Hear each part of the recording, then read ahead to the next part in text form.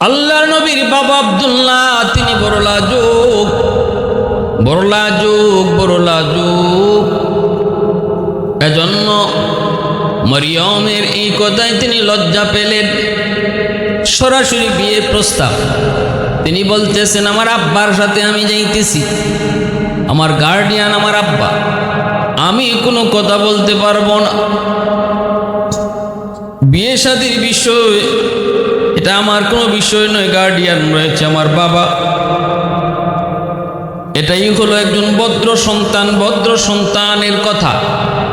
বিয়ে শাদী নিজের ইচ্ছায় নয়, কারণ পৃথিবীর কোনো মা কোনো বাবা কোনোদিন সন্তানের অমঙ্গল চায় না। সন্তানের জন্য বাপ মা সর্বদা ভালোটাই চায়, মঙ্গল চায়। বিষয়টা অনেক সময় অনেক সন্তান বুঝে না, মনে করে বাপ মায় মানতেছে না। কিন্তু মা বাবা সন্তানের ভালো চায় বিদায় কখনো মানে না, কোনোটা মানে না। পৃথিবীতে ওই সন্তানগুলা তারা সফল, তারাই কামিয়াব হয়, দুনিয়া আখেরাতে সুখী হয়, যারা মা বাবার সিদ্ধান্তকেই মেনে নেয়। বর্তমান যুগেও এই জিনিসটা যুবক ভাইদেরকে বলি, খেয়াল রাখতে হবে।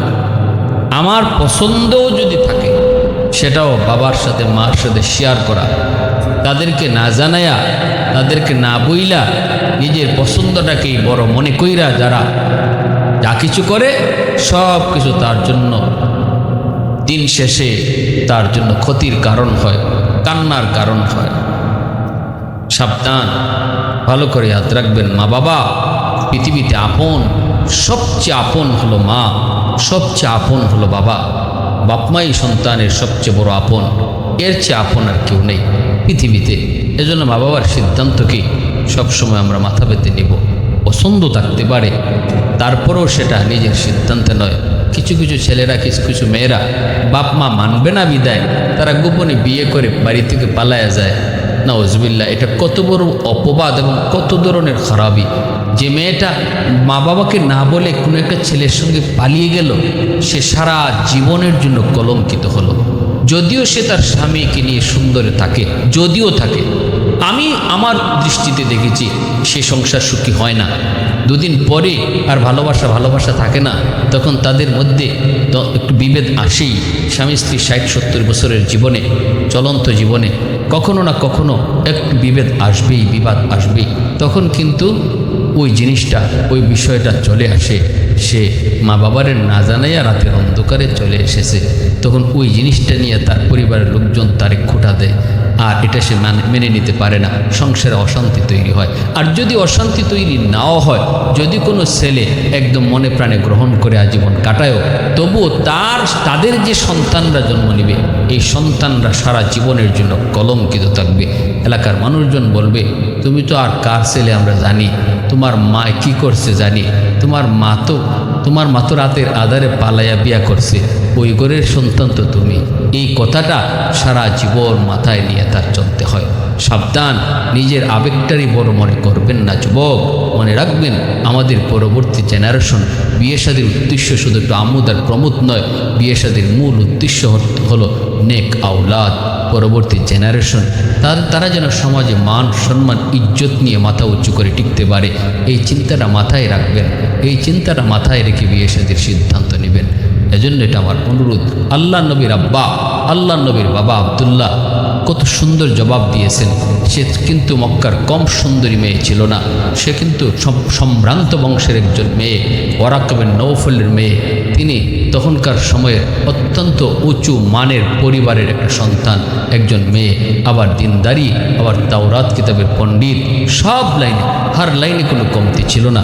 কিন্তু নবীজির বাবা জবাব দিলেন, আমার আব্বা আমার সঙ্গে আছেন, আমি কোনো জবাব দিতে পারবো না। কথাই বলেন নাই, সময় কাটান নাই, বাবার সঙ্গে চলে গেলেন মদিনায়। নবীজির দাদা আব্দুল মুত্তালিব বন্ধু ওয়াহাব জুহরির বাড়িতে যায় হাজির। সেখানে যায় তিনি হাজির হলেন। বন্ধুর সাথে কুশল বিনিময় হলো। বন্ধু, তোমার একটা মেয়ে আছে নাকি? বলে, হ। নাম কি? আমেনা। দোস্ত, আমার মেয়েটা বড় গুণবতী, আমার মেয়েটা বড় দিনদার, বড় আল্লাহওয়ালি, বড় লাজুক। নবীজির দাদা আব্দুল মুত্তালিব বলতেছে, দোস্ত তোমার মেয়ে আমেনার যতগুলি গুণ তুমি বলেছ সবগুলি গুণ আমার এই সন্তান আব্দুল্লাহর কাছে আছে। একটু চেহারাটা দেখো। নবীজির বাবা আব্দুল্লাহর চেহারা দেখে ওয়াহাব জুহরি তো অবাক। হবেই তো, ললাটের ভিতরে তো মুহাম্মদী নূর চমকায়, ললাটের মধ্যে মুহাম্মদী নূর চমকায়। কে না দেখে তার জন্য পাগল হয়, কে না তার জন্য আকৃষ্ট হয়। নবীজির নানা ওয়াহাব জুহরি নবীজির আব্বা আব্দুল্লাহকে দেখে তিনি সাথে সাথে বলতেছেন, দোস্ত আমি তোমার প্রস্তাবে রাজি, তোমার প্রস্তাবে আমি রাজি। আল্লাহর নবীর মা আমেনাকে নবীর দাদা দেখলেন, তিনিও পছন্দ করলেন। বিয়ে শাদী হয়ে গেল। বিয়ে হওয়ার পর 3 দিন নবীজির বাবা আব্দুল্লাহ মদিনায় ছিলেন। এরপরে যখন মক্কায় আসেন, আবারও সেই রাস্তায় ওয়ারাকা বিন নৌফলের মেয়ে মরিয়ম দাঁড়ায় আছে। দাঁড়ায় নবীজির বাবা আব্দুল্লাহর চেহারার দিকে তাকাইয়া কিছু না বলে চলে যায়। অন্যদিন রাস্তায় পেলে রাস্তায় আটকায়া কত প্রস্তাব দেয়, কত কথা কয়, কিন্তু আজকে কোনো কথাই বলে নাই। নবীজির বাবা আব্দুল্লাহ অবাক হয়ে তিনি ডাক দিয়ে বলেন, মরিয়ম আজ কোনো কথাই বললা না, চলে গেলা, ঘটনা কি? ওয়াহাব জুহরি নবীজির নানা, এইদিকে ওয়ারাকা বিন নৌফলের মেয়ে মরিয়ম যখন চলে যায়, আর নবীর বাবা বলতেছে কারণ কি? মরিয়ম কয়, আব্দুল্লাহ আমি তো তোমার ব্যক্তিগত আব্দুল্লাহর চরিত্র তো সুন্দর, সব দিক দিয়ে তুমি ভালো, সব মানি, কিন্তু আমি এগুলা দেখো বেশি পাগল ছিলাম না। যেটা দেখে পাগল ছিলাম সেটা এখন তোমার কাছে নাই। কি সেটা একটু কও। কই সেটা হলো তোমার কপালের মধ্যে এমন একটা নূর ছিল, নূর, যেই নূর চমকাইতেছিল। আমি তাওরাত কিতাবের একজন পণ্ডিত, আমি ভালো করে জানি এই নূরটাই হলো আখির নবী মুহাম্মদুর রাসূলুল্লাহ সাল্লাল্লাহু আলাইহি ওয়াসাল্লামের মুহাম্মদী নূর।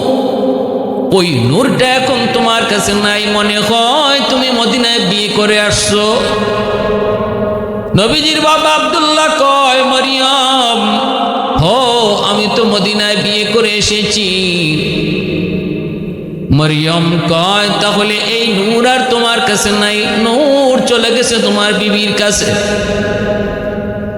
এজন্য আমি যে জিনিসের পাগল, ওই জিনিস আর এখন তোমার মাঝে নাই, যার কারণে এখন আর আমার বিয়ে করার এত আগ্রহ নাই। والليل بغي زلف محمد كترنم والشمس برخسار أحمد كترنم والفجر بغي صبح رسالت کی بشارت والعصر بغي دور نبوت کی بشارت ہر پھول میں روی مدینہ کا تبسم شاخوں کی لچک میں بھی قداقہ کا تکلم یاسین سے مولا نے کبھی ان کو پکارا حمیم کو بھی اور کبھی توسین اشارہ یہ رمزوں کے کچھ عاشق و معشوق مابین سمجھائے جنہیں خلقوں میں ایک سرور کونین سمجھائے جنہیں خلقوں میں ایک سرور কৌনাইন। আল্লাহর নবী, রহমতের নবী, মায়ার নবী চলে আসলেন। মুহাম্মদী নূর এখন মার কাছে। কিছুদিন পরে নবীর দাদা আব্দুল মুত্তালিব নবীর আব্বা আব্দুল্লাহকে পাঠাইলেন একটা ব্যবসায়িক কাফেলার সাথে। এই কাফেলা থেকে ফিরে আসার প্রতি তিনি অসুস্থ হলেন। অসুস্থ হলেন তো হলেন, তিনি সেখানেই চিরনিদ্রায় শুয়ে গেলেন মদিনাতুল মুনাওয়ারায়। আল্লাহর নবীর দুনিয়া আগমনের আগেই বাবা হারাম। নবীজির জন্মে কিছুদিন আগেই আল্লাহ পাক বিভিন্ন নিদর্শন দেখাইতে থাকেন। মক্কায় যে হস্তি বাহিনী এসেছিল নবীর জন্মের কিছুদিন আগেই আল্লাহ পাক আব্রাহার সেই হস্তি বাহিনী আল্লাহ পাক আবাবিল পাখি দিয়ে ধ্বংস করলেন। একে একে অনেকগুলি নজির আল্লাহ পাক দেখাইলেন, কারণ আল্লাহ তার হাবিবকে কুল কায়নাত যার উসিলায় আল্লাহ পাক বানাইলেন। অল্প দিন পরেই তিনি দুনিয়া আসতেছেন অন্ধকার দূর করে আলোকিত সমাজ বানানোর জন্য। এর কুদ্রুমতার নিদর্শন আল্লাহ পাক প্রকাশ করাইলেন। ভাইরা বন্ধুরা, জন্য বলতেছিলাম আল্লাহর নবী রহমতের নবীকে কেন ইবনুজ জবিহাইন বলা হয়? দুইজন জবাইকৃত মানুষের সন্তান হলেন নবী, মায়ার নবী, দয়ার নবী। বাবাও আল্লাহর জন্য কোরবানি হতে রাজি, আবার ফরদাদা বংশের প্রথম পুরুষ ইসমাইল আলাইহিস সালাম তিনিও আল্লাহর জন্য কোরবানি হতে রাজি। এমন দুইজন মহামানবের ঔরস থেকে আল্লাহ পাক পৃথিবীর শ্রেষ্ঠ মহামানবকে, সর্বকালের সর্বযুগের শ্রেষ্ঠ মহামানব আমার আপনার নবীকে আল্লাহ পাক দুনিয়াতে পাঠান। আল্লাহ পাক তৌফিক দান করুন।